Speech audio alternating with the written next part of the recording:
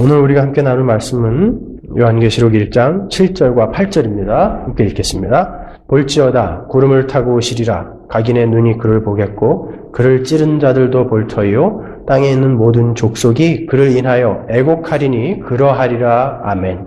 주 하나님이 가라사대 나는 알파와 오메가라. 이제도 있고 전에도 있었고 장차 올 자요 전능한 자라 하시더라. 아멘. 지난주에 제가 설교 시간에 조금 흥분을 해가지고 소리를 막 지르는 바람에 어떤 분들이 진짜 화장실 가고 싶으면 어떡하냐고 가셔야지 어떻게 해요. 그냥 이거 참다가 시험 들지 마시고 우리 김태식 간사님 같은 분은 당뇨가 있으셔서 꼭 가야 되거든요. 그거 어떻게 참아요? 그럴 땐 가시라고요. 제가 드리고자 하는 말씀은 우리가 그 하나님의 이름 앞에서 좀 더 진지해지자라는 것이지 여러분들 막 무슨 일이 있어도 막 꼭 참고 늦을 일이 있으면 뭐 경천 동지할 일이 있으면 늦으셔도 괜찮아요. 그렇지만 우리가 좀 더 진지해지자라는 그런 의미에서 제가 말씀드린 겁니다. 오늘로써 요한계시록의 서론 부분을 마치려고 합니다. 요한계시록 서론이 8절까지죠. 1장 1절에서 8절까지. 사도 요한은 이제 그의 편지 서론에서 마지막으로 요한계시록의 대주제를 수신자들에게 던집니다. 앞으로 전개될 편지 내용의 요약이죠. 그 내용인 즉슨 다시 오실 예수 그리스도입니다. 요한계시록은 다시 오실 예수 그리스도를 이야기하는 책이에요. 요한은 7절을 볼지어다 라고 시작하죠. 볼지어다 라는 말이 헬라어로 이두라는 말이거든요. 이 이두는 단순히 see라는 개념의 단어가 아니에요. 지대한 관심을 갖고 유의하고 집중하며 깨달으라 라는 의미가 있는 말이 바로 이두라는 말이라거든요. 그러니까 주의를 환기시키는 거예요. 이두, 볼지어다 하면서 자 이제부터 정말 중요한 이야기를 할 텐데 정신 똑바로 차리고 들어라 그러는 거예요. 볼지어다, 이두. 그리고 7절을 어떻게 마치는가 하면 한번 보세요. 그러하리라, 아멘 그러죠. 그러하리라, 아멘. 여기서 그러하리라 라는 말은 헬라어로 나이라는 말이에요. 이 나이라는 말은 히브리어 아멘하고 똑같은 말이에요. 그러니까 헬라어로 나이, 히브리어로 아멘 같이 붙어 있어요. 아멘, 아멘 이렇게 끝나는 거예요. 그러니까 지금 요한이 이 중간에 있는 내용이 얼마나 중요하면 볼지어다라고 주의를 환기시킨 다음에 아멘, 아멘 하고 끝내는 거예요. 나이, 아멘. 그러니까 헬라어, 히브리어로 아멘, 아멘 하고 강조를 하는 거예요. 그때 당시 사람들은 금방 알아들었겠죠. 이 말을요. 진짜 그렇습니다. 확실합니다. 예수님께서 다시 오신다는 것을 얼마나 감격스럽고 벅차게 이야기하고 있는지 우리가 금방 읽을 수 있죠. 계시록 전체의 주제는 이렇게 예수 그리스도의 재림입니다. 계시록 전체의 내용은 예수 그리스도의 재림 때까지의 일과 재림과 재림 후의 천국 그 이야기예요. 전부가 다. 요한은 예수께서 구름을 타고 오신다라고 이야기하고 있습니다. 성경에 구름을 탄다는 표현이 많이 나오죠. 근데 원어로 보면은 손오공처럼 이렇게 손오공이 근두운을 타고 다니죠. 그렇게 예수님이 구름을 타고 온다는 게 아니라 거기에서 쓰인 말은 전부 메타라는 말이거든요. 그 메타라는 말은 이렇게 뭘 올라타다가 아니라 함께라는 거예요. 그러니까 구름과 함께 오신다라는 게 맞는 해석이죠. 우리가 애들 그림책이나 무슨 애들 성경이나 성화라고 불려지는 것들에서 예수님이 마지막 날에 뭉게구름을 타고 이렇게 오시는 걸 너무 많이 봐가지고 그렇게 오해들을 하시는데 성경에서 이야기하는 것은 구름을 타고 오는 게 아니라 구름과 함께 오신다라고 이야기하는 거예요. 성경에는 구름이라는 말이 다른 깊은 의미로 쓰일 때가 아주 많이 있어요. 먼저 구름 하면 생각나는 장면이 있죠. 어디입니까? 구름 기둥. 광야에서 구름기둥, 불기둥이 이스라엘을 끌고 갔죠. 그 구름기둥, 불기둥은 여호와께서 그들과 이스라엘과 함께 하신다라는 증거였어요. 그러니까 바로 여호와의 영광을 나타내는 게 구름기둥이었거든요. 그리고 출애굽기 16장 보세요. 아론이 이스라엘 자손의 온 회중에게 말하매 그들이 광야를 바라보니 여호와의 영광이 구름 속에 나타나더라. 그러죠? 여기서도 여호와의 영광이 구름 속에 나타납니다. 역대하 5장 13절 보세요. 나팔 부는 자와 노래하는 자가 일제히 소리를 발하여 여호와를 찬송하며 감사하는데 나팔 불고 재금치고 모든 악기를 울리며 소리를 높여 여호와를 찬송하여 가로되 선하시도다 그 자비하심이 영원히 있도다 하매 그때에 여호와의 전에 구름이 가득한지라. 성전 안에 구름이 가득한 거예요. 제사장이 그 구름으로 인하여 능히 서서 섬기지 못하였으니 이는 여호와의 영광이 하나님의 전에 가득함이었더라. 역시 여호와의 영광과 구름을 같이 놓고 있어요. 솔로몬이 성전을 완성하고 그 성전에 구름이 가득 차는데 그 구름은 여호와의 영광이었습니다. 그래서 구름이라는 것은 여호와께서 임재하시는데 영으로 임재하시는 모습을 우리가 성경에서 구름이다 이렇게 표현한 데가 아주 많다고요. 그러니까 성령으로 임재하시는 모습, 영광스러운 성령으로 임재하시는 그 모습을 구름이다라고 이렇게 표현을 한다고요. 신약에도 구름이 여러 군데 나오죠. 예수께서 변화산에서 해같이 찬란한 몸으로 변하셨을 때에 구름 속에서 하나님의 음성이 들리죠. 마태복음 17장 1절로 가겠습니다. 엿새 후에 예수께서 베드로와 야고보와 그 형제 요한을 내리시고 따로 높은 산에 올라가셨더니 저희 앞에서 변형되사 그 얼굴이 해같이 빛나며 옷이 빛과 같이 희어졌더라. 때에 모세와 엘리야가 예수로 더불어 말씀하는 것이 저희에게 보이거늘 베드로가 예수께 여짜와 가로되 주여 우리가 여기 있는 것이 좋사오니 주께서 만일 원하시면 내가 여기서 초막 셋을 짓되 하나는 주를 위하여 하나는 모세를 위하여 하나는 엘리야를 위하여 하리이다. 말할 때에 호련히 빛난 구름이 저희를 덮으며 구름 속에서 소리가 나서 가로되 이는 내 사랑하는 아들이요 내 기뻐하는 자니 너희는 저의 말을 들으라 하는지라. 그렇죠? 이는 내 사랑하는 아들이요 내 기뻐하는 자다라는 이 말씀이 어디에서 또 들렸죠? 예수님이 세례받으시는 장면이죠. 마태복음 3장 16절 보세요. 예수께서 세례를 받으시고 곧 물에서 올라오실새 하늘이 열리고 하나님의 성령이 비둘기같이 내려 자기 위에 임하심을 보더니 하늘로서 소리가 있어 말씀하시되 이는 내 사랑하는 아들이요 내 기뻐하는 자라 하시니라. 이 두 장면은 아주 흡사해요. 이는 내 사랑하는 아들이요 내 기뻐하는 자라. 똑같이 하나님이 말씀하셨는데 한 군데서는 구름이 싹 임해가지고 구름이 덮고 한 군데서는 성령이 임해서 성령이 덮어요. 이렇게 성경에서는 구름과 성령과 하나님의 영광을 아주 깊은 연관이 있는 것으로 묘사를 한다고요. 즉 구름은 영으로 임하시는 하나님의 영광을 나타나는 게 맞습니다. 요한은 이 구절을요 다니엘서 7장을 인용해서 표현을 해놓은 거예요. 다니엘서 7장 13절로 가겠습니다. 내가 또 밤 이상 중에 보았는데 인자 같은 이가, 이 인자 같은 이라는 말은 1장 13절에 나오죠. 계시록 1장 13절에. 이 말을 13절에 갖다 끌어 쓴 거예요. 그리고 하늘 구름을 타고 와서 이 말을 7절에다 갖다 쓴 거죠. 옛적부터 항상 계신 자에게 나와 그 앞에 인도되매 그에게 권세와 영광과 나라를 주고 모든 백성과 나라들과 각 방언하는 자로 그를 섬기게 하였으니 그 권세는 영원한 권세라 옮기지 아니할 것이요 그 나라는 패하지 아니할 것이니라. 그렇죠? 여기서도 구름을 타고 예수님이 오시는데 여기는 구약이니까 아람어로 쓰였어요. 히브리어나 아람어로 쓰였거든요. 아람어임이라는 말이 역시 함께라는 말이에요. 구름과 함께 여호와께서 오신다라는 그 말이거든요. 그런데 예수께서 구름과 함께 나타나셨는데 그에게 영광과 권세와 나라가 주어지고 있죠. 자, 이 장면은 다니엘이 환상을 보는 장면인데요. 인자 같으니 그 예수님께서 지상의 모든 사역을 다 마치시고 영광과 권세를 받으시는 장면이 바로 다니엘서 7장의 이 장면이에요. 요한은 이 다니엘서를 인용함으로써 이제 예수께서 다시 오실 때는 그 영광과 권세를 갖고 오실 것이다라는 것을 천명하는 거예요. 그러니까 예수님은 초림 때는 마국간에 오셨어요. 유대 땅에 아주 가난한 목수의 아들로 오셨죠. 맥없이 두들겨 맞고 십자가에서 죽는 모습으로 오셨어요. 그렇지만 이제 다시 오실 때, 그 재림 때는 이 영광과 권세를 가지고 오신다라는 거예요. 그 권세는 영원한 권세이고 그 나라는 영원히 패하지 않는 나라, 그 영광과 권세를 갖고 오실 거다라는 거예요, 이제. 그러니까 너희들 힘내라, 이런 이야기 하는 거예요.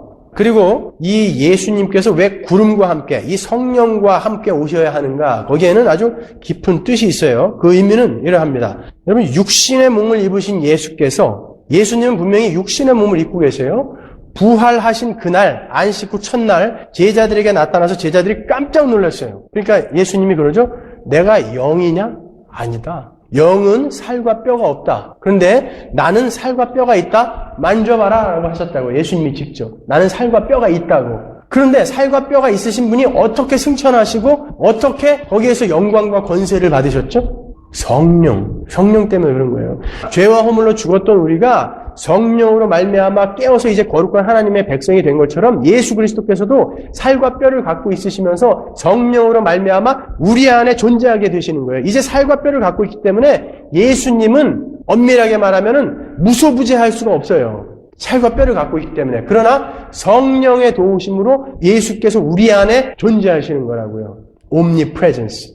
바로 그 예수 그리스도, 성령과는 이제 뗄래야 뗄 수 없는 그 예수 그리스도가 성령과 함께 계신 그 예수 그리스도의 영광스러운 몸을 우리에게 주시기 위해서 오셔서 변화산에서 변화됐던 그 영광스러운 몸, 그 찬란한 몸을 우리에게 똑같이 주시기 위해서 이제는 가시적으로도 우리에게 그 빛나는 영광된 해와 같은 영광된 몸을 주시기 위해서, 그렇게 변화시켜 주시기 위해서 성령과 함께 오시는 거예요. 그 변화산상의 사건의 이야기는 예수님의 재림의 프리뷰라고요. 분명히 마태복음 17장 1절에서 엿새 후에 예수님께서 피터, 존, 제임스를 데리고 변화산에 올라가서 그 변화산의 이야기가 있죠. 바로 그 전절이 어디예요? 16장 28절이라고요. 거기서 뭐라고 그러냐고요? 예수님이 니들이 죽기 전에 인자가 왕권을 갖고 다시 오는 것을 볼 자가 있다 그래요. 분명히.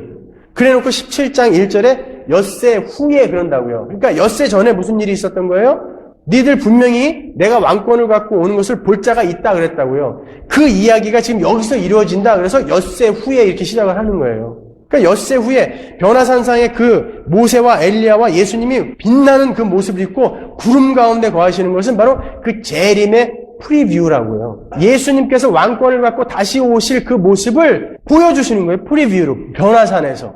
그 빛나는 몸을 우리에게 주실 거예요. 베드로도 베드로 후서 1장에서 뭐라고 합니까? 예수님의 재림과 강림에 대해서 이야기한 다음에 내가 이거 공교히 만들어낸 이야기 아니다. 나는 본 거 이야기하는 거야. 그러죠? 그러고서는 변화산 사건을 이야기한다고요. 이 변화산의 이야기는 예수 그리스도의 재림의 프리뷰라고요. 그 몸을 입고 오실 거예요. 왜요? 그 몸을 우리에게 주시기 위해서. 바로 그 몸을 우리에게 주기 위해서 성령과 함께 구름과 함께 오신다라고 이야기를 하는 거예요.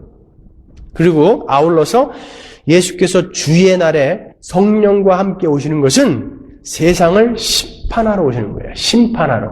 성령이 오시면 믿지 않는 자들, 죄인들에게는 심판입니다. 여러분 그거 확실히 알아두셔야 돼요. 창세기 3장 8절로 가겠습니다. 그들이 날이 서늘할 때에 동산에 거니시는 여호와 하나님의 음성을 듣고 아담과 그 아내가 여호와 하나님의 낯을 피하여 동산 나무 사이에 숨은지라. 그러죠? 아담과 하와가 죄를 지었어요. 타락을 했습니다. 하나님께서 서늘한 날에 찾아오신다고 그래요. 시원한 날에 찾아오신 걸까요? 개역 성경에는 날이 서늘할 때에 이렇게 번역이 되어 있지만 히브리어로 보면 욤, 루아흐란 말이에요. 욤이라는 무슨 날 이런 뜻이거든요. 루아흐는 뭐예요? 성령. 그러니까 성령의 날에라는 말이에요. 하나님이 왜 오셨죠?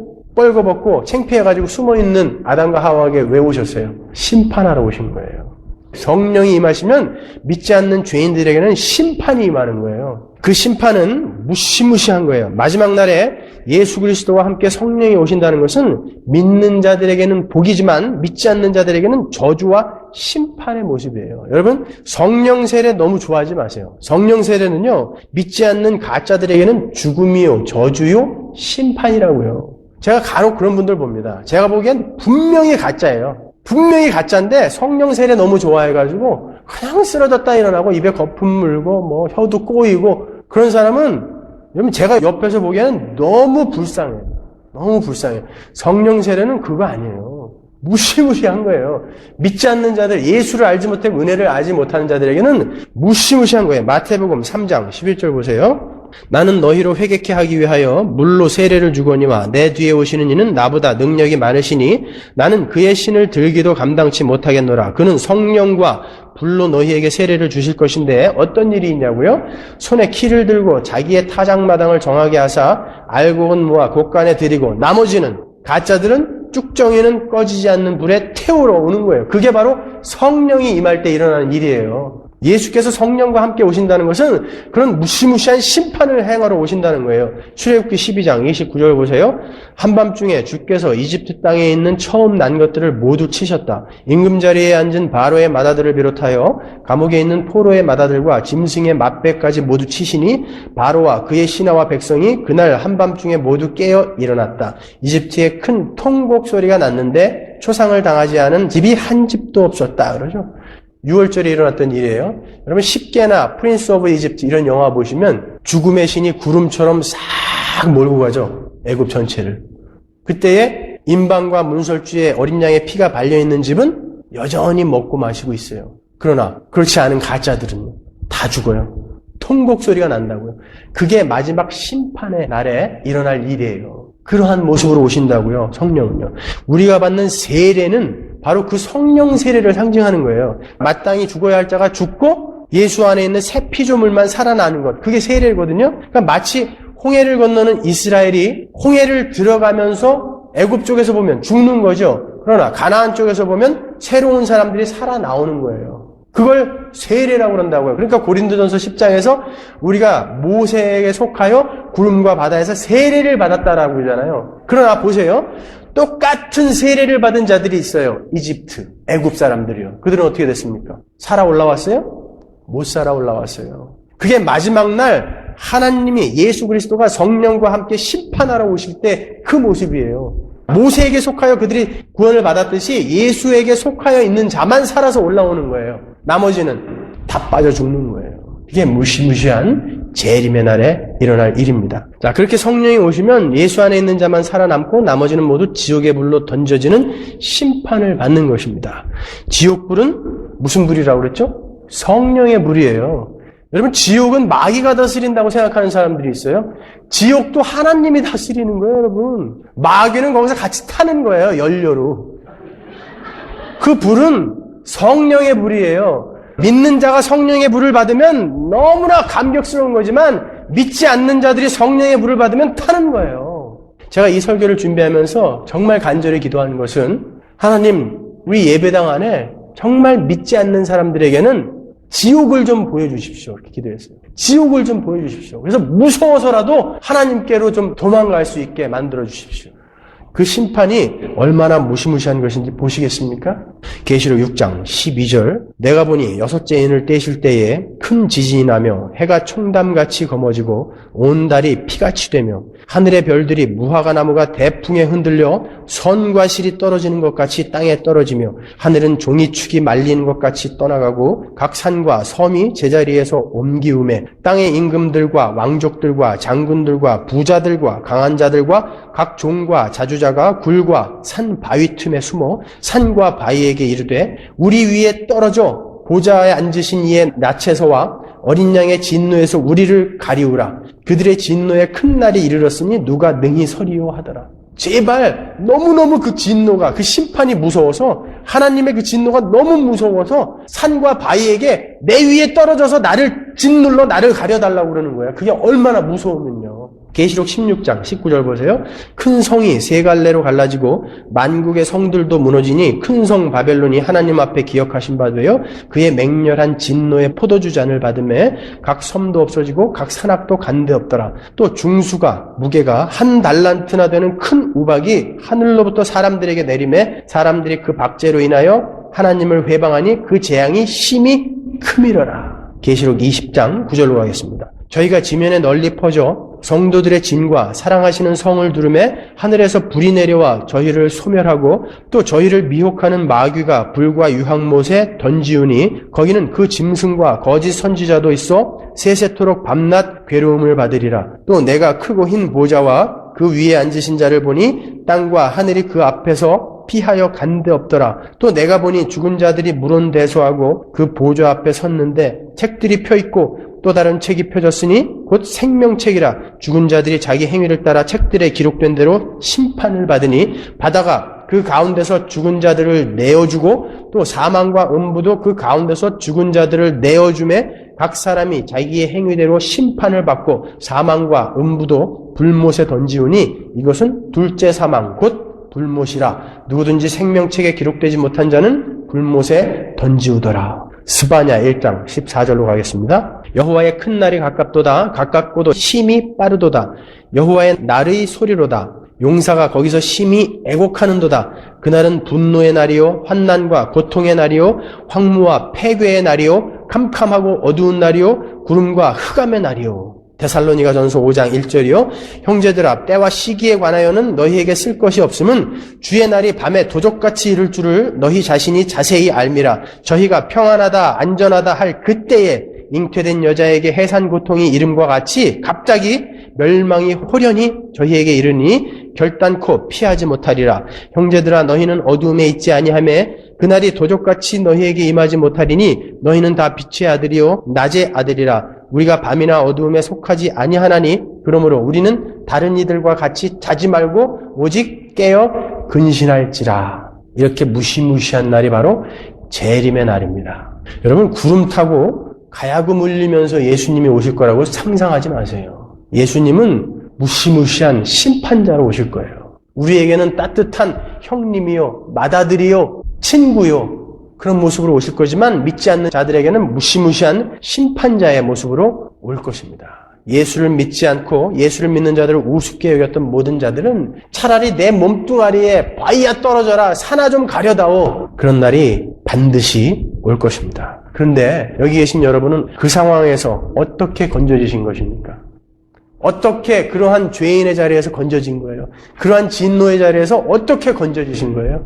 아무것도 한 게 없어요. 아무것도 한 게 없어요. 거기에서 그 자리에서 건져지신 분들이 뭐가 그렇게 힘든 게 많아요? 뭐가 그렇게 힘든 게 많아요? 예수 그리스도께서 성령과 함께 오시는 그날이 얼마나 무시무시한 날인지 요한은 봤어요. 봤기 때문에 계속해서 스가랴 12장 말씀을 인용해서 7절을 이어나가고 있습니다. 각인의 눈이 그를 보겠고 그를 찌른 자들도 볼 터이요 땅에 있는 모든 족속이 그를 인하여 애곡한다 그래요. 구름을 타고 그분이 구름과 함께 오시는데 각인의 눈이 그것을 볼 것이고 그를 찌른 자들도 볼 것이고 땅에 있는 모든 족속이 그것 때문에 통곡을 할 날이 온다 그래요. 스가랴서 12장으로 가서 그 말씀의 의미가 어떤 의미인지 한번 확인하고 가겠습니다. 스가랴서 12장 10절로 가겠습니다. 내가 다윗의 집과 예루살렘 거민에게 은총과 간구하는 심령을 부어주리니 그들이 그 찌른 바 그를 바라보고, 자, 찌른 바 여기서 하나 인용한 거예요. 그를 위하여 애통하기를, 자, 애곡한다, 똑같은 말이죠. 독자를 위하여 애통하듯 하며 그를 위하여 통곡하기를 장자를 위하여 통곡하듯 하리로다. 그날에 예루살렘에 큰 애통이 있으리니 무기또 골짜기 하다드림몬에 있던 애통과 같을 것이라. 온 땅 각 족속이 따로 애통하되 다윗의 족속이 따로 하고 그 아내들이 따로 하며 나단의 족속이 따로 하고 그 아내들이 따로 하며 레위의 족속이 따로 하고 그 아내들이 따로 하며 시므이 족속이 따로 하고 그 아내들이 따로 하며 모든 남은 족속도 각기 따로 하고 그 아내들이 따로 하리라. 그러죠?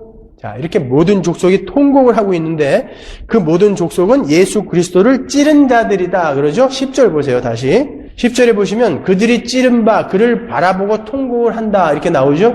그리고는 그 찌른 족속들이 구체적으로 쭉 나오는 게 지금 스가랴서 12장이에요. 그러면 그 찌른 자들은 단순히 예수님을 물리적으로 찌른 빌라도, 헤롯, 로마 병정, 바리새인 그 사람들만 이야기하는 게 아니죠. 지금 쭉 그 찌른 사람들의 족속, 그 이름이 나온다고요. 이 구절을 가지고서 과거주의 해석을 하는 사람들하고 후천연설주의자들은 봐라, 이거는 AD 70년 전에 계시록은 기록된 것이고 이 마지막 심판 때 일은 AD 70년에 로마에 의해서, 타이터스에 의해서 성전이 파괴될 때 그때 이야기해 놓은 거야. 이미 고난이라는 것은 다 끝났어. 이렇게 해석을 한다고요. 문자적으로. 천만에요. 잘못 본 거죠. 이 스가랴서를 그들은 간과하고 지나간 거예요. 지금 요한은 스가랴서에서 그 단어들을 뽑아서 썼다고요. 그 찌른 자들이라는 것은 예수 그리스도를 부인하고 구세주를 부인한 자들, 예수 그리스도의 배속의 피를 우습게 여겼던 자들, 눈이 멀어서 참빛을 보지 못하고 이 땅에만 눈을 두고 살아가던 자들, 한마디로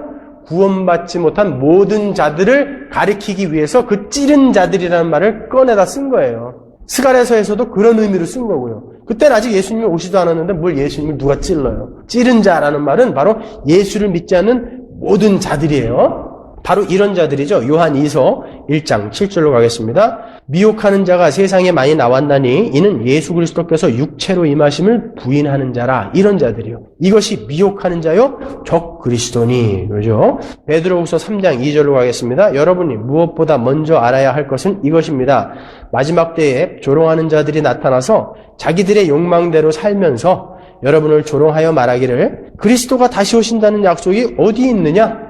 어디 오냐 오기는 2000년이 지났는데도 안 오는데 진짜 오겠냐? 그런단 말이에요. 조상들이 잠든 뒤로 만물은 처음 창조 때로부터 그냥 그대로다 할 것입니다. 바로 이런 자들이 통곡할 날이 반드시 온다는 거예요. 우리를 조롱하는 많은 세상 사람들이 반드시 통곡할 날이 올 것입니다. 사도 요한은 아멘, 아멘 하면서 그날의 도래를 확실하게 지금 강조하고 있는 거예요. 아멘, 아멘, 나이 아멘 하면서 그날은 분명히 온다. 조롱해봐라. 분명히 그날은 온다. 그러는 거예요. 사도 요한은요.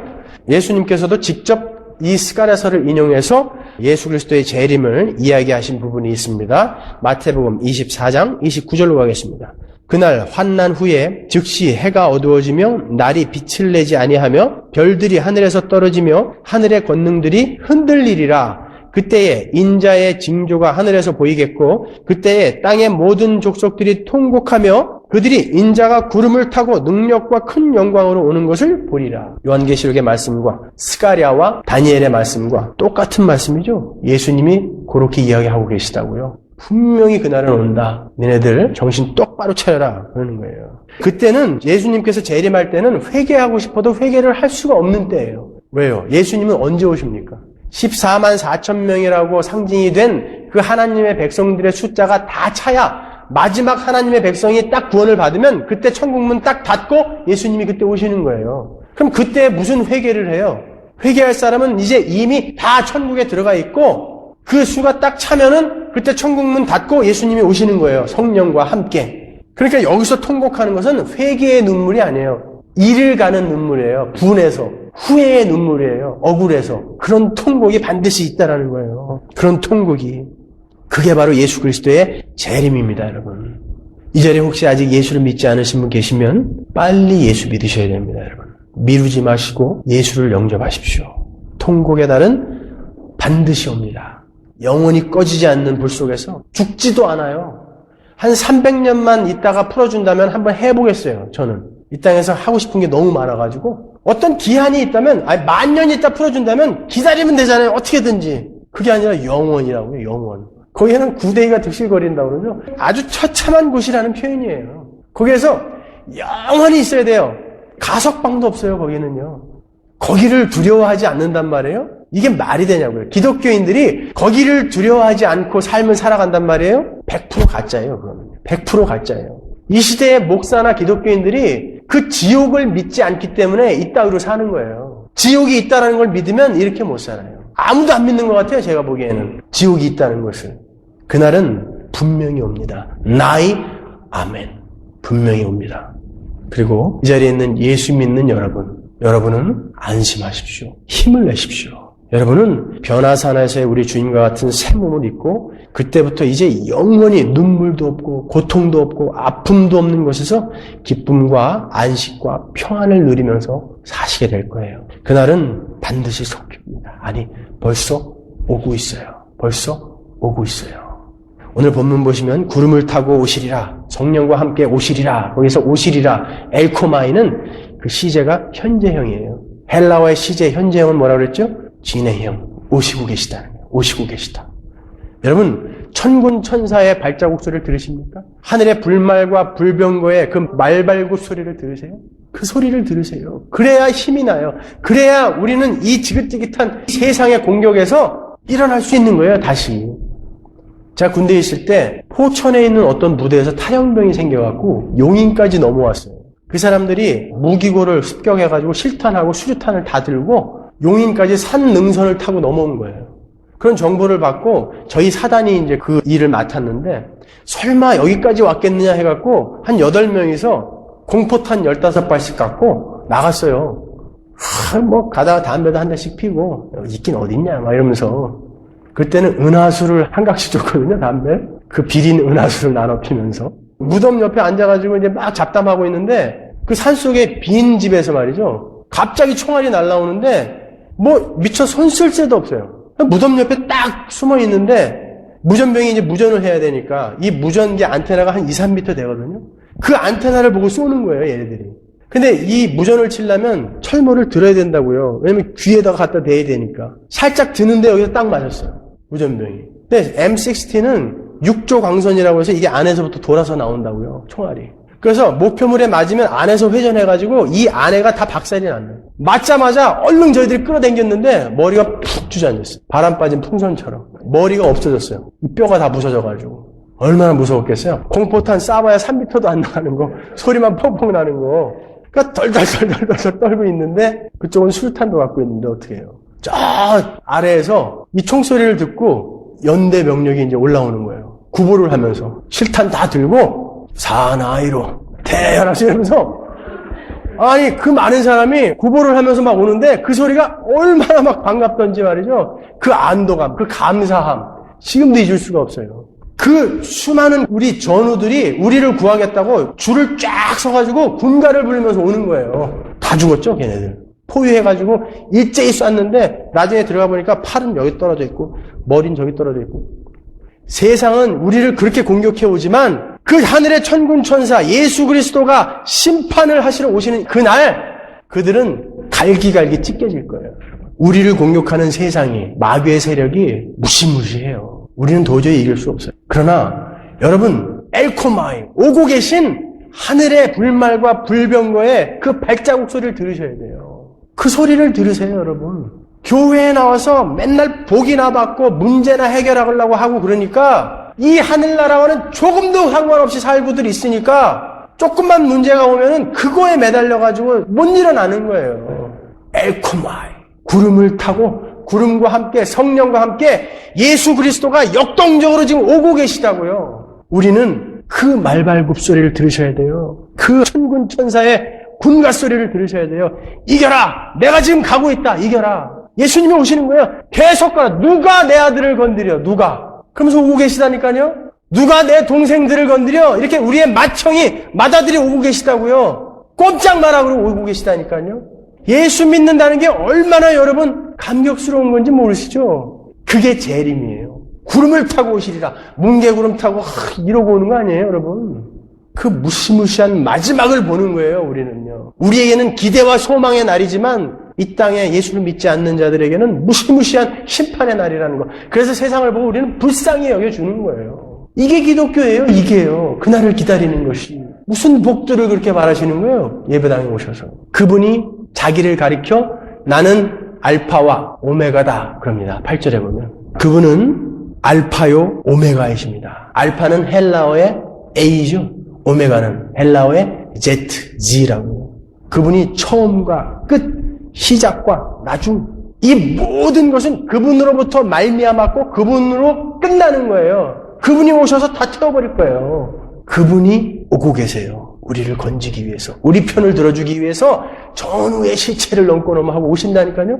그 소리를 들으시냐 말이에요. 자, 여러분, 그분은 우리의 생명의 시작부터 나의 인생 전체를 주관하고 계신 분이십니다. 알파, 이미 일은 시작되었고 오메가, 이 목적지를 향해 우리는 가는 거예요. 그런데 그분이 알파요 오메가예요. 우리는 이 오메가 목적지를 향해 반드시 가게 돼 있어요. 그분이 나의 삶을 주관하고 계시고 그분이 알파요 오메가니까 모든 역사는 내가 주관하고 있다. 하나님이 직접 말씀하시잖아요. 그러니까 걱정하지 말아라. 너는 분명히 오메가까지 갈 거야. 근데 너에게 지금 내가 이런 상황을 허락하는 것은 그 오메가까지 가는데 꼭 필요한 일이기 때문에 너에게 준 거야. 그러니까 걱정하지 마. 거기다가 그분은 전능하신 분이에요. 직접 하나님이 말씀하세요. 나는 알파와 오메가요 전능한 자다 그래요. 전능한 자다. 판타크라토르. 모든 것을 통치하시며 모든 능력을 소유하신 분이다. 이런 뜻이에요. 판타크라토르. 나는 전능한 자다. 옴니포텐스. 나는 알파와 오메가, 처음이고 끝, 시작과 나중이고 나는 전능한 거야. 옴니프레젠스, 옴니포텐스, 옴니션스. 나는 너희들의 삶에 지금 적극적으로 개입해서 이 오메가로 데리고 가는 거야.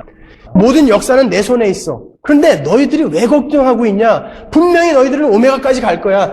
이게 목적이 아니라 딴 데에 한눈 팔고 있으니까 지금 힘든 거 아니냐? 얘기하시는 거예요. 이게 목적이면 분명히 거기까지 갈 건데 왜 낙심하시냐고요. 이게 목적이 아니니까 천국과 지옥은 꿈에도 생각 안 하는 거예요. 어떻게 해서든지 잘 먹고 잘 살기 위한 거. 그걸 위해서 하나님을 동원하고 있으니까 조그만 일만 있어도 힘들어하는 거예요. 괴로워하는 거예요. 왜 나 안 도와주냐고. 아니에요. 이 오메가로 가는 과정이에요. 그 길은요. 여러분 오늘 본문에서 여러분은 그 하나님의 신실하심을 읽어내셔야 하는 것입니다. 로마의 그 막강 도미티안 황제에게 핍박을 받고 있던 당시 신자들에게 이 요한의 메시지는 엄청난 위로와 격려가 되었을 것입니다. 도미티안, 너 지금 우리 이렇게 괴롭히는데 너 이제 곧 예수께서 오신다. 너 이제 지옥 간다. 너 이제 심판받는다. 여러분, 그 많은 징기스칸, 알렉산더, 광개토 대왕, 무솔리니, 히틀러 다 어디가 있어요 지금? 지옥 가 있어요. 그들이 이 땅에서 이루어낸 그 수많은 것들 중에 신발짝 하나라도 갖고 올라갔어요 거기에? 빨개 벗고 타고 있어요. 지옥의 연료가 되어서. 여러분, 신자로서 사는 게 힘드십니까? 우리는 곧 제대하게 될 겁니다. 이 땅에서 이제 곧 우리는 제대하게 될 거예요. 그날은 반드시 속히 올 거니까. 그때가 되면 모두가 일어나서 주님을 보게 될 것입니다. 각인의 눈이 그를 보겠고 우리는 모두 일어나서 그분을 보게 될 것입니다. 마치 연극이 끝나면 그 연극 무대에서 총 맞아 죽은 놈, 칼 맞아 죽은 놈, 또 그를 밟던 폭군, 막이 끝나면 다 일어나서 관객들에게 인사하죠. 그날이 올 거예요. 산이, 바다가 죽은 자들을 다 토해낸다고 그래요. 다 일어날 거예요. 예수 그리스도께서 십자가에 죽으셨을 때 무덤이 열리고 거기에서 죽은 자들이 막 나온 것처럼 이제 각인의 눈이 그분을 볼 거예요. 그러고는 이제 분장을 다 지울 거예요. 우리에게는 지금 역할이 맡겨져 있어요. 가난한 역할, 못 배운 역할, 못생긴 역할, 뚱뚱한 역할, 뭐 이런 역할들 막 맡겨져 있어요. 싫죠? 이제는 분장을 지울 날이 올 거예요. 그리고는 열심히 그 역할을 잘 해낸 사람은 에미상, 오스카상 시상식에 가기 위해서 멋진 화려한 변화산상에서 입었던 화려한 하얀 옷을 입게 되는 거예요. 예수님께서 하나하나 우리를 안아주면서 내 아들아 잘했다. 야 어떻게 그 작은 역할, 보잘것없는 아무도 봐주지 않는 그 역할, 시체 삶 그거 어떻게 그렇게 열심히 해냈니? 고맙다. 어? 에미상. 여러분 그걸 바라보면서 가야죠. 여러분 이 땅에서 여러분이 조금 못 배우고 가난하고 못생기고 그런 역할 맡았다고 해갖고 좌절할 필요 없어요. 그게 다가 아니에요. 그거는 잠깐 찰나에 불과한 인생 연극이에요. 전부 황제 역할 하려고 그러고 전부 무슨 훌륭한 역할만 하려고 그러면 어떻게 해요? 그 역할은 곧 끝날 거예요. 곧 끝날 거예요. 이제 분장을 지우고 그 앞에 서야 할 날이 분명히 옵니다. 여러분. 그게 기독교예요. 이 땅에서 여러분 트로피 받는 게 기독교 아니에요. 신앙생활 열심히 한다고 이 땅에서 돈벼락 내려주는 게 기독교 아니에요. 그런 하나님 없습니다. 그런 기독교는 없습니다. 그들은 다 가짜입니다. 중부의 어떤 교회에서 교회 헌금을 가지고 땅굴을 파고 거기다가 세계 3차 대전 준비를 한다고 비상식량을 쟁여놓고 교인들만 들어갈 수 있는 공간을 만들어놨다고 다큐멘터리에 나왔다고 해요. 몇 년 전에. 교회는 그런 거 하는 건 아니에요. 빨리 모든 것 벗어놓고 떠나려고 준비하는 게 교회죠. 이 땅에서 어떻게 해서든지 조금 오래 살려고 땅굴 준비하고 비상식량 준비하는 거 교회 아니에요. 교회가 이 지경까지 내려간 거예요, 지금. 교회가 뭘 추구하는 곳인데요. 여러분의 오메가는 진짜 뭡니까? 여러분의 오메가, 여러분의 목적지는 정말 뭐예요? 남들에게 한번 폼 잡고 큰 소리 한번 쳐보는 거예요? 부자로 잘 살아보는 것입니까? 우리의 오메가는 바로 그 하늘나라여야 되는 거예요. 이제는 이 더러운 사망의 몸 벗어버리고 그 찬란한 새 몸 입는 거예요. 여러분 지긋지긋하지 않으세요? 아니 예수를 믿고도 어떻게 이렇게 여전히 죄인의 모습으로 살아요. 저는 아주 죽겠어요 지금. 목사인데 여전히 안에서 욕심은 득식을 올라오고 있고 여전히 저는 몸으로도 죄를 지어요. 사도 바울이 누가 이 사망의 몸에서 나 좀 꺼내다오 이렇게 이야기했을 정도로 우리는 이 사망의 몸을 빨리 벗어버려야 돼요. 이제 새 몸을 받아야 돼요. 그날을 기다리는 거예요. 우리는요. 이 더러운 사망의 몸에다가 분 바르고 루즈 칠하는 게 아니에요. 이 사망의 몸이라는 말은 고대 시대에 어떤 사람이 누굴 죽이잖아요. 그럼 걔도 죽어야 되죠. 죽이기 전에 하루 동안을 자기가 죽인 시체를 얼굴과 얼굴을 맞대고서 꽁꽁 묶었어요. 그리고는 길거리를 데리고 다녔다고요. 24시간을. 얼마나 무섭겠어요? 자기가 죽인 시체가 눈을 부릅뜨고 자기를 이렇게 쳐다.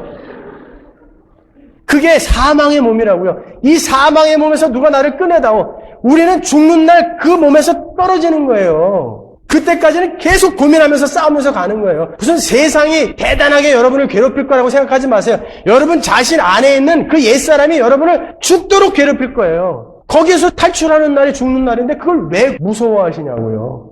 여러분의 오메가를 다시 한번 확인하십시오. 그분은 구름을 타고 불말과 불병거를 몰고 나의 아멘 반드시 확실하게 곧 오실 것입니다. 기도하겠습니다.